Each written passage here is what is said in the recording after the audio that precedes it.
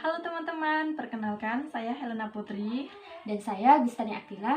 Baiklah, pada hari ini saya dengan Gustani Aktila akan membahas tentang pembelajaran psikolinguistik. Baiklah, kita langsung saja. Halo teman-teman, perkenalkan saya Helena Putri. Baiklah, pada hari ini saya akan membahas tentang pembelajaran psikolinguistik. Jadi, di dalam psikolinguistik itu ada beberapa materi tentang bahasa dan berbahasa. Mungkin teman-teman sudah pernah mendengar atau mempelajari tentang pembelajaran psikolinguistik. Jadi, mari saja kita simak selanjutnya. Baiklah, yang pertama kita akan membahas bahasa dan berbahasa. Yang pertama, bahasa adalah alat verbal yang digunakan untuk berkomunikasi, sedangkan berbahasa adalah proses penyampaian informasi dalam berkomunikasi. Selanjutnya, hakikat bahasa. Jadi di sini bahasa adalah satu sistem sama dengan sistem-sistem yang lain yang bersifat sistem sematis dan bersifat sistematis. Jadi di sini sistem sistematis artinya bahasa itu tersusun menurut suatu pola, tetapi tidak tersusun secara acak. Sedangkan sistem yang bersifat sistemis, yaitu bahasa bukan merupakan sistem tunggal, tetapi berdiri dari sub-subsistemnya.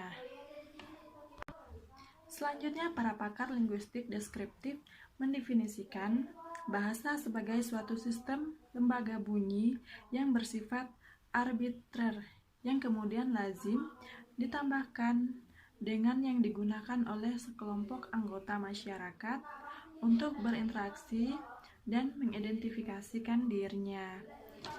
Selanjutnya, beberapa pendapat para ahli tentang asal-usul bahasa.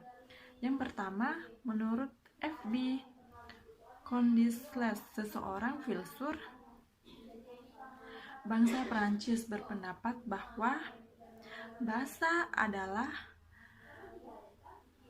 berasal dari teriakan dan gerak-gerik badan yang bersifat naluri yang dibangkitkan oleh perasaan atau emosi yang kuat.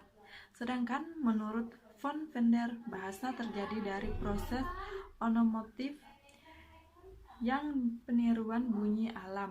Bunyi-bunyi alam yang ditiru merupakan benih yang tumbuh menjadi bahasa sebagai akibat dari dorongan hati yang sangat kuat untuk berkomunikasi. Selanjutnya, menurut Brooks, tahun 1975, asal-usul bahasa yang sejalan dengan perkembangan psikolinguistik. Jadi bahasa itu lahir pada waktu yang sama dengan kelahiran manusia. Menurut Lieberman, bahasa lahir secara evolusi sebagai yang dirumuskan oleh Darwin tahun 1859 dengan teori evaluasinya. Selanjutnya, fungsi-fungsi bahasa. Ada 5 fungsi bahasa yang menurut Kinervy. Yang pertama, evaluasi. Yang kedua, informasi. Yang ketiga, eksplorasi. Yang keempat, persuasi. Yang terakhir, entertainment. Jadi, yang pertama itu fungsi ekspresi untuk menyatakan sesuatu perasaan senang, benci, atau selagi marah. Sedangkan yang kedua, fungsi informasi untuk menyampaikan pesan kepada orang lain atau menyampaikan amanat terhadap orang lain. Yang ketiga, eksplorasi adalah penggunaan bahasa untuk menjelaskan sesuatu perkara atau sesuatu kejadian. Yang keempat, persuasi. Penggunaan bahasanya bersifat mengajak.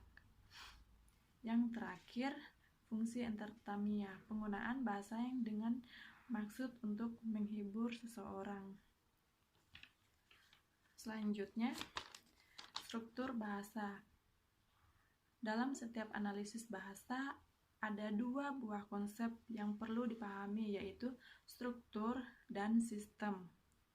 Struktur menyangkut masalah hubungan antara unsur-unsur di dalam satuan ujaran. misalnya antara fonem dan fonem di dalam antara kata dengan kata di dalam frase. Sedangkan sistem berkenan dengan hubungan antara unsur-unsur bahasa pada satuan-satuan ujaran yang lahir.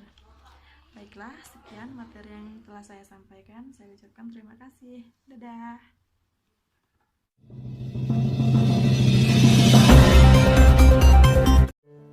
Halo teman-teman, kembali lagi bersama saya Gustani Akila. Saya mahasiswa dari kampus IKIP PGRI Pontianak. Baiklah, pada hari ini saya akan memberikan sedikit penjelasan materi tentang mengenai tata bahasa. Baik, langsung saja kita masuk pada materi tata bahasa. Menurut teori linguistik generatif transformasi, setiap tata bahasa suatu bahasa terdiri dari 3 buah komponen. Yang pertama komponen fonologi, yang kedua komponen sintaksis, yang ketiga komponen semantik. Selanjutnya struktur dalam dan struktur luar. Yang dimaksud dengan struktur dalam adalah struktur kalimat itu secara abstrak yang berada di dalam otak penutur sebuah kalimat itu yang diucapkan. Sedangkan yang dimaksud dengan struktur luar adalah struktur kalimat ketika diucapkan yang dapat kita dengar. Kemudian selanjutnya ada komponen sintaksis. Sintaksis merupakan komponen sentral dalam pembentukan kalimat.